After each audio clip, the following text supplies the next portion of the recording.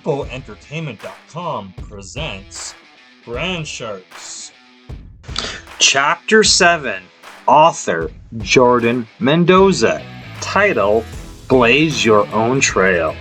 Read by the co-author Mike Duffy. Chapter 7, How to Blaze Your Own Trail by Jordan Mendoza.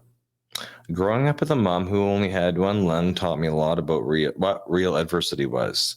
When my mother was born with one lung, the doctors told my grandmother that she probably wouldn't live past the age of 18 and definitely wouldn't be able to have kids. My mom had other plans. You'll soon come to find out. In 1979, at 21 years old, my mom gave birth to my older brother, David. A year and a half later, in the winter of 1981, I was born. At this point, she had already defied her odds of living and having kids. We have all had those times where we felt the cards were stacked against us. Witnessing my mom live her life on oxygen and still find a way to not only smile but also try to lift others up with her humor and charismatic personality has taught me the true meaning of resilience. Although we didn't have much, our mom showed us love and taught us how to be kind and empathetic. When you grow up on food stamps and free lunches, this definitely helps you appreciate everything you have later on. I remember having to hustle for things that I wanted. I would go to door and ask people for their pop cans so I could turn them in for a deposit. Where I grew up, each can was for 5 cents. That's not much to most, but for a kid with no money, it was everything to collect as many cans as I could and use them to buy candy. Some days were harder than others, like when the first day of school came around and we didn't have new clothes like everyone else. My mom always did her best to still make us feel special. Her outlook and courage have given me strength, especially in some of the most pivotal moments in my life, which I would like to share with you because they have helped me shape who I am today. An example of one of these important moments was on the last day of fourth grade. When we were having a picnic at the park to celebrate. There were sports being played, students and teachers were enjoying lunch, and everyone was having a great time. I decided that I wanted to play baseball and was up to bat. When I swung at the ball, I spun around in a circle, and the bat went flying, landing under a Douglas fir some distance away. I ran over to retrieve it, and when I stood up, there was a beehive on top of my head. Naturally, I started running and trying to swat the bees away, and anyone who saw me coming toward them with the swarm started running as well. It was like a scene in a movie. I remember doing somersaults and flips trying to get all the bees off me, and eventually I ran towards some teachers.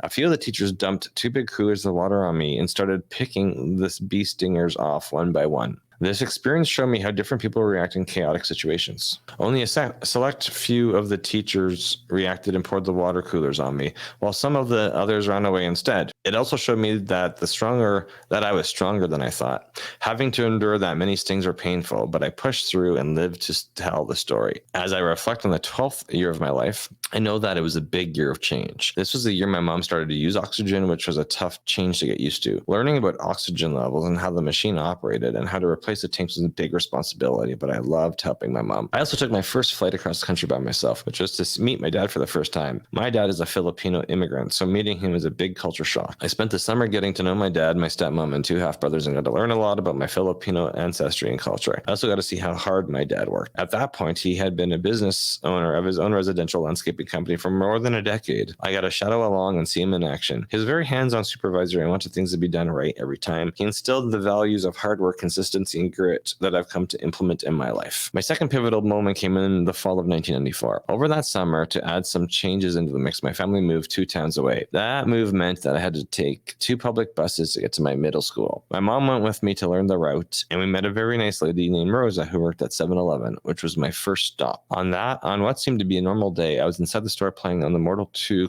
arcade machine, which was my usual pastime while waiting for the bus. My head was down, and I was paying attention to the game, but I remember hearing the doorbell on the door chime as if somebody new had entered the store. I was used to hearing those bells several times during that 20 to 30 minute wait for my next bus, so I didn't turn around. I heard a man's voice say, "Hey, Daniel," but I'm not Daniel, so I just kept playing the game. A few seconds after hearing the voice, I felt my body being lifted out of my seat, and I was thrown against the pinball machine next to me. The knob sticking out of the machine used to launch the ball and start the game dug into my ribs. Somebody hit me in the sides a couple times before I was thrown on the ground, handcuffed, and put in the back of a police car. I was in complete shock during the whole incident, so I didn't try to put up a fight. When I was in the police cruiser, it was hard to stop crying. While this was happening, Rosa tried to tell the officers that my name was Jordan and that I came there every day at the same time, and she knew my mom. The officers kept telling her to shut up and that she would be arrested too if she didn't. My saving grace came as I sat in the back of the cars with my car with tears rolling down my face, pleading to the officers to reach in my pocket and grab my homework. It wasn't often that I actually did my homework, but on this day, I knew my name was written on top of that sheet. The officers decided to reach in my pocket to check, and when he saw the name on the paper, his face turned so white as it looked like he had seen a ghost. He told me that this was just a misunderstanding, and when he called my mom, I was bawling in the background. She was curious as to why I was crying if it had only been a mistake. She didn't realize after the fact that I was a victim of a false arrest and police brutality. Both of the officers involved lost their jobs, and I went on with my life, but I learned that day that even people sworn to protect and serve others make mistakes. In hindsight, I also realized that I had a high level of empathy for a 12-year-old, and I feel that it stemmed from seeing everything my mom dealt with daily. Sometimes she got really sick and was hospitalized, and our only form of communication was writing back and forth on a notepad due to her having a tracheotomy and not being able to speak, which happened on more than one occasion. It could also be that I witnessed my great-grandmother go from spunky to not knowing who we were to dementia. Having to help her do basic daily tasks and seeing her slowly forgetting things and then no longer being able to drive contributed to my level of empathy and understanding as well. Looking back at my high school years, I was not a great student. I've always been hyper and my energy levels were not appreciated in class as they were seen as a disruption. I've also always been a kinesthetic learner, which is someone who needs to be actively engaged in their learning, and the traditional school system was not set up to accommodate that. So I did great in the classes that were more explorative, and I didn't excel in the others. Because of that, I knew I didn't want to go to college after high school. In April of 2000, I was traveling across the country with a large group of coworkers to open a new sales office in Cherry Hill, New Jersey. During the trip, which started in Northern California, we were taking a break in Utah, and my friend Branderis and I were fighting in a Walmart parking lot to see who could ride in that cool truck, which was a Chevy King cab pickup. This argument included the normal yelling, pushing, and shoving that you would expect between two teenagers. Eventually, Branderis gave in, and I got to ride in the truck for the remainder of the next leg of the trip. That was the plan, at least, but as we know, things don't always work out according to plan. We were 3 cars deep,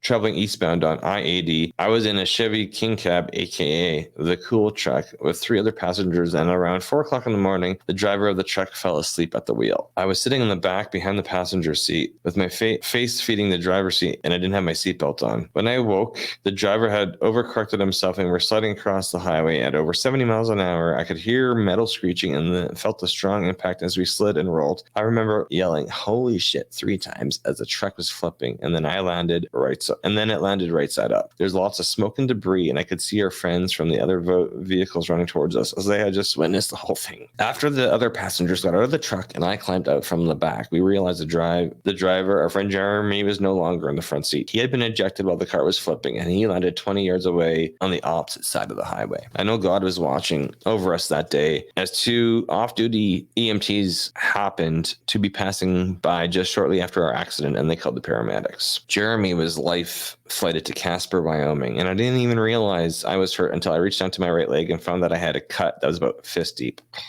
I also had another cut on my left leg that was about 8 inches long, so I was rushed to Rawlins, Wyoming for surgery. When I awoke, I was surrounded by friends that had been in the other vehicles, but right next to my bedside was my friend Branderis. When I saw his face, I looked him right in the eyes and told him I'm glad it was me. If he had won the argument to ride in the truck, I don't know whether he would have had a seatbelt on or not, but when I saw the truck after the accident, I noticed the area where I was supposed to be sitting was smashed completely. It would be easy for me to look at any or all of these 3 pivotal moments throughout my life and wonder, why me? It would be easy for me to play the victim card, but I chose not to. Why? I truly believe that seeing everything my mom went through showed me that there are people going through much worse. Her attitude while dealing with her adversities was so inspiring and helped me during my most difficult times. I often think about the time my stepdad was on one of his many drunken fits of rage when I was a kid and threw an almost full can of beer at my mom, which sliced her head open. I also think about the fact that my mom took care of my great-grandmother when lung cancer jumped into the mix, and in addition to dementia, and was her caregiver until she eventually passed away. Her strength and perseverance showed their faces again when her own mother and her own great aunt took her to probate court in a battle that lasted for years over my great grandmother's will. Adversities would come and she would triumph gracefully. Over the years, there was no shortage of setbacks, but Mom would always find a way to stay optimistic. My mom always had faith in me and encouraged me to pursue my dreams and goals near and far. A few years after the accident, a friend in Atlanta called me about a sales and marketing job opportunity. I flew out shortly after and ended up taking that job. Little did I know my future wife worked there. Natalie and I met and had an instant connection. I played hard to get and she didn't like that too much. Our first date was at Dave & Buster's not long after we met. I remember playing pool and I would back away when she would try to come close to me.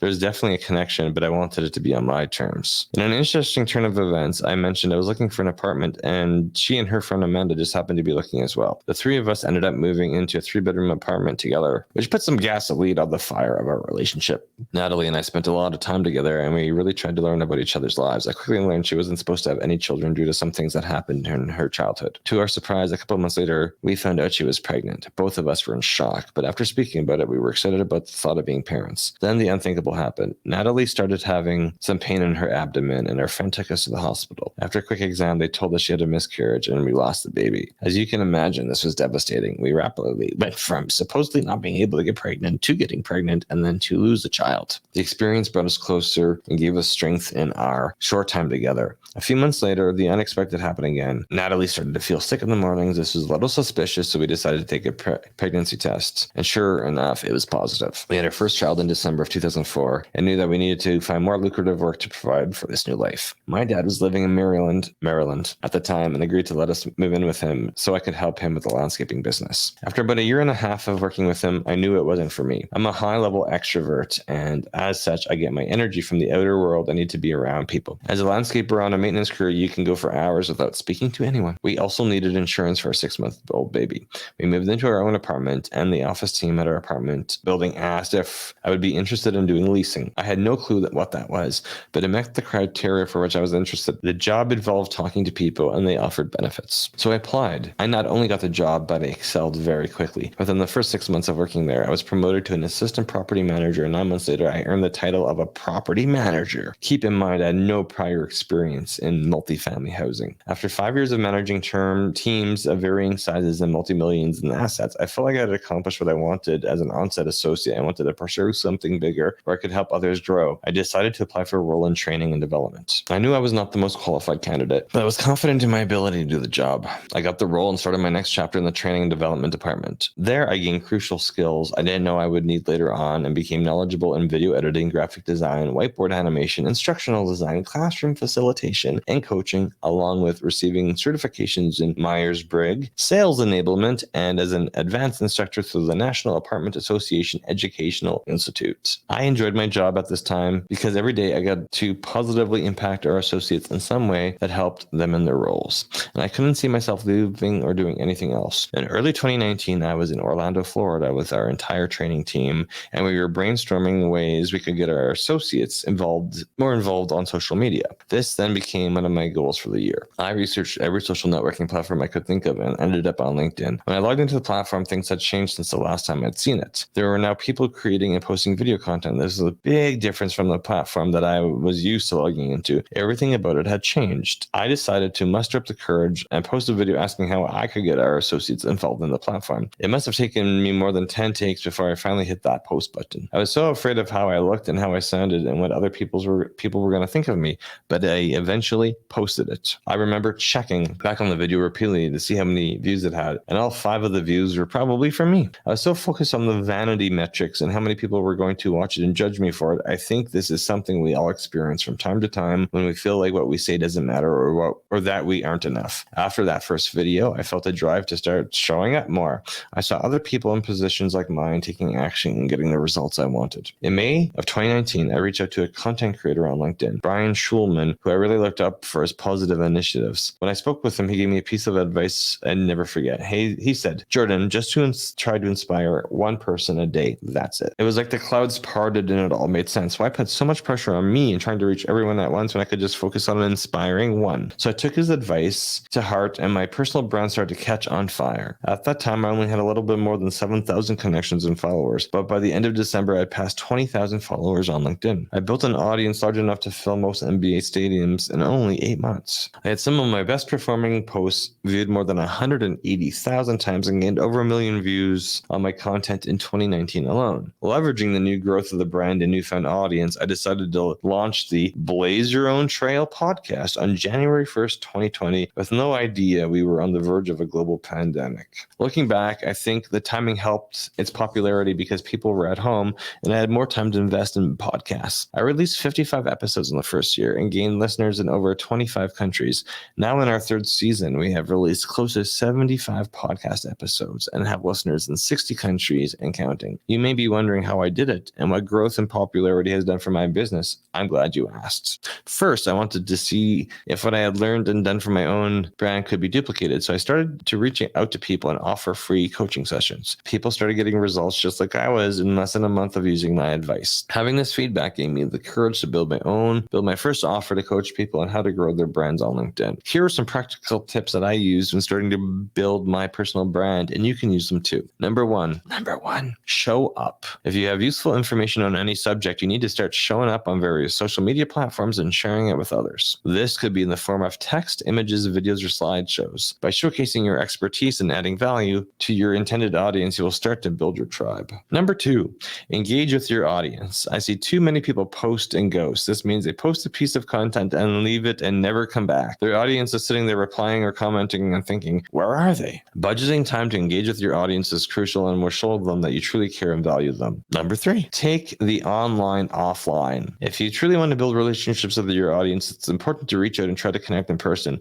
If they aren't local, see if they are open to a virtual coffee. Putting a face to a name is going to go a long way. If you had told me in April of 2019 that by August of 2021, I would have an audience of LinkedIn of more than 60,000 followers, I would have looked at you like you were crazy. It's been such a rewarding journey to where I am now, and I'm so pumped and fired up that I now get to help other people realize the same success. With all of the information I've soaked up over the last few years, I decided to elevate my coaching offers and create a 12-week LinkedIn coaching program that helps take my clients from optimization of their profile to monetizing their profile. It's crazy to think that after spending time in one industry, I would launch my own in a completely different industry. It goes to show you that every trailblazer's path is different. Are you ready to blaze your own trail? Go! Jordan Mendoza. Thank you for listening to Chapter 7 of brandsharksbook.com. Follow Jordan Mendoza. His podcast is Blaze Your Own Trail. You can check out his website also, jordanmendoza.com, JORDANMENDOZA.com.